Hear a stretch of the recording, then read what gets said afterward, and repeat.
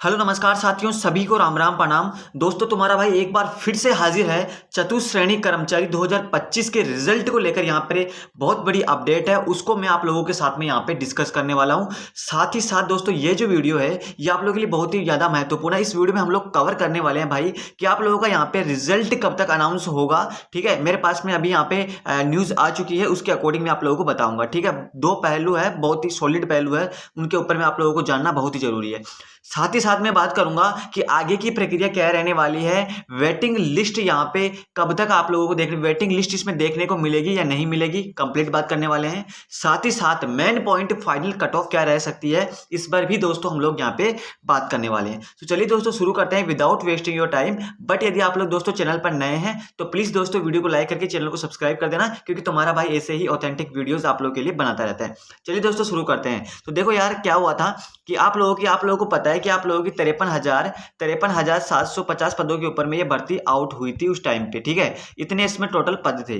तो भाई ये जो भर्ती थी इसमें एग्जाम वगैरह सब आप लोगों की हो चुकी है और आप कर रहे हो रिजल्ट का इंतजार। आप लोगों के डीवी है तो डीवी अभी चल रहे हैं। तो ठीक है, डीवी आप लोगों का करवा कौन रहा है, तो आप बोलोगे कि भैया डीवी हमारा शिक्षा विभाग करवा रहा है।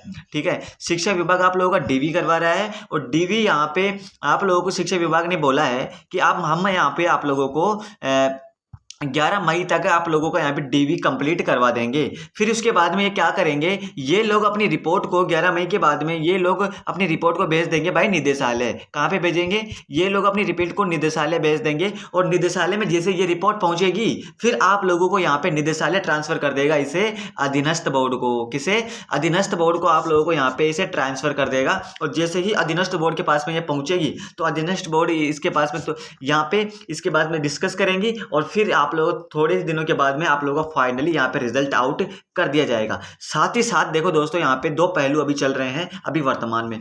जो दिव्यांग बच्चे हैं, ठीक है, दिव्यांग बच्चे हैं, दिव्यांग 2000 बच्चे हैं, उनको लेकर यहाँ पे अजमेर मंडल में भाई वहां पे उनके डीवी चल रहे हैं। ठीक है, तो यहाँ पे नोटिस आउट हुआ है अजमेर मंडल को लेकर।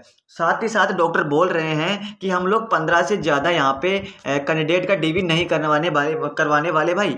हमारे पास में इतनी ज्यादा मशीनें वगैरह उपलब्ध नहीं है, हम लोग 15 से ज्यादा नहीं करवाएंगे एक दिन में। तो ये वो लोग बोल रहे हैं। अगर दोस्तों ऐसे ही चलता रहा, इसका इफेक्ट देखने को मिलेगा आप लोगों के रिजल्ट के ऊपर कि रिजल्ट आप लोगों का डिले होगा कि नहीं होगा। ठीक है, इसको ध्यान से सुनना।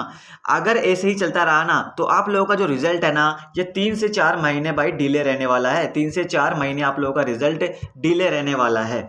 तो यानी कि मैं मान के चलूँ कि अगर आप लोगों की जो ये भर्ती है ना, ये जो भर्ती है ये आप लोगों की भर्ती कब पूरी होगी, फिर तो आप पूछोगे कि भैया हमारी भर्ती कब पूरी होगी इस हिसाब से। तो अगर दिव्यांगों को भी इनमें इंक्लूड कर लिया जाए और दिव्यांगों को भी अगर एक्स्ट्रा यहाँ पे मेडिकल यहाँ पे जो यहाँ पे मशीनरीज हैं उनके मेडिकल के लिए उपलब्ध नहीं करवाई गई और ऐसे ही चलता रहा तो आप लोगों की ये जो भर्ती है भाई ये अक्टूबर नवंबर में पूरी होगी। अक्टूबर नवंबर, ठीक है, इतना ज़्यादा टाइम खींचेंगे। और अक्टूबर नवंबर में होने का मतलब है कि आप लोगों का जो नया सेशन यहाँ पे आप लोगों की ज्वाइनिंग होगी वो भाई 2027 में आप लोगों को देखने को मिलेगी इसके अकॉर्डिंग।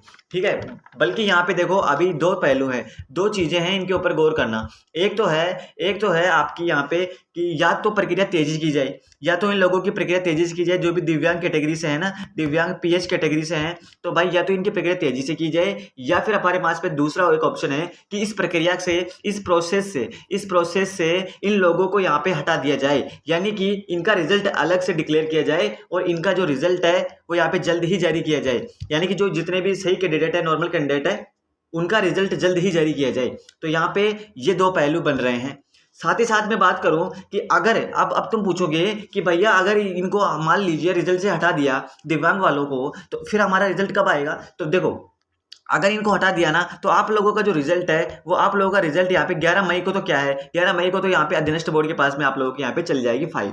ठीक है, फिर आप लोगों का यहाँ पे दो गुने से 1 गुने की जो कट ऑफ है, 1 गुने की जो कट ऑफ है ना भाई, ये आप लोगों की जो भर्ती है, ये आप लोगों को यहाँ पे रिजल्ट है वो आप लोगों को जुलाई में देखने को मिलेगा। कब देखने को मिलेगा, इस अकॉर्डिंग आप लोगों को जुलाई में 100% देखने को मिल जाएगा। अगर ये इस भर्ती में दिव्यांगों को इंक्लूड नहीं किया जाए, उनका अलग से रिजल्ट यहाँ पे डिक्लेयर किया जाए।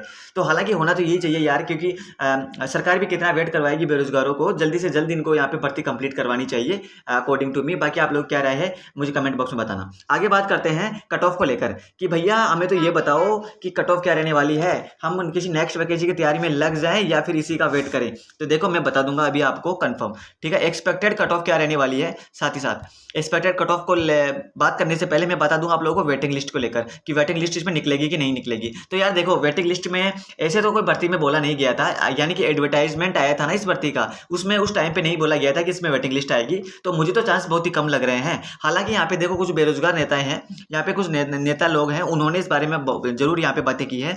चतुर्थ श्रेणी कर्मचारी भर्ती का दस्तावेज सत्यापन कार्य चल रहा है।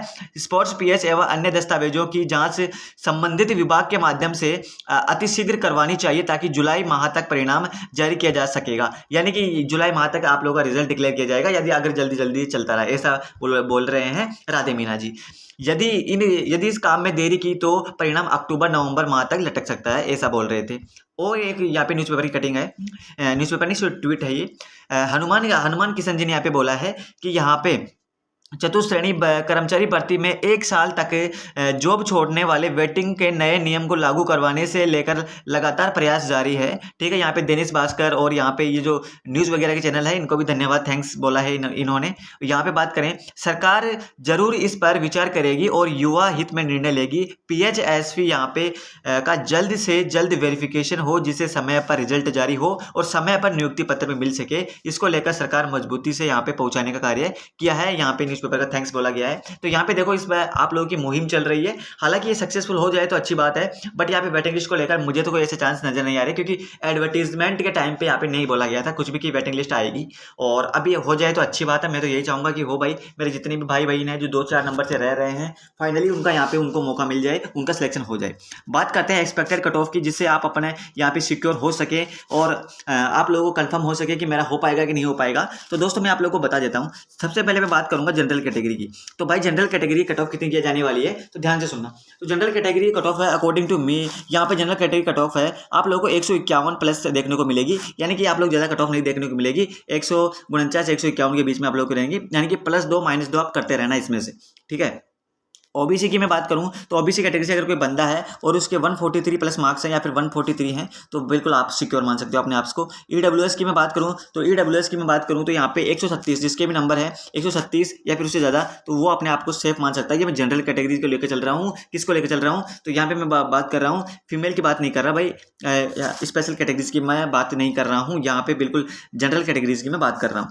एमबीसी की मैं बात करूँ तो एमबीसी में क्या जाने वाली है, तो एमबीसी में देखो, एमबीसी की मैं बात करूं तो 137 यहाँ पे जाने वाली है, ठीक है। साथ ही साथ एसटी की मैं बात करूं तो यहाँ पे 121 जिसके भी मार्क्स हैं वो अपने आप को सिक्योर मान सकता है। एसएएच कैटेगरी वाला जो भी है, ठीक है भाई, तो एसएएच कैटेगरी वाला जो भी है पेपर दे दिया, अच्छी बात है। 25 नंबर अगर आप लोग के बन रहे हैं तो आप अपने आप को यहाँ पे सेफ मान सकते हो कि हमारा कंफर्म हो जाएगा। वीडियो को दोस्तों सभी को हाइप करना है मेरे भाइयों, और बिल्कुल आप लोगों की यहाँ पे अगर कोई एसटी कैटेगरी से है तो उसकी कट ऑफ यहाँ पे 121 देखने को मिलेगी, एसएएच कैटेगरी से है उसकी 25 देखने को मिलेगी। धन्यवाद साथियों, वीडियो कैसा लगा मुझे कमेंट बॉक्स में बताना। बाकी जितने भी फीमेल कैंडिडेट हैं वो अपने मार्क्स यहाँ पे कमेंट कर देना, जितने भी स्पेशल कैटेगरी रह गए हैं मैं उनको पर्सनली यहाँ पे उनका कमेंट का आंसर करूंगा। और वीडियो को लाइक, चैनल को सब्सक्राइब जरूर कर देना सबको। धन्यवाद साथियों, जय हिंद।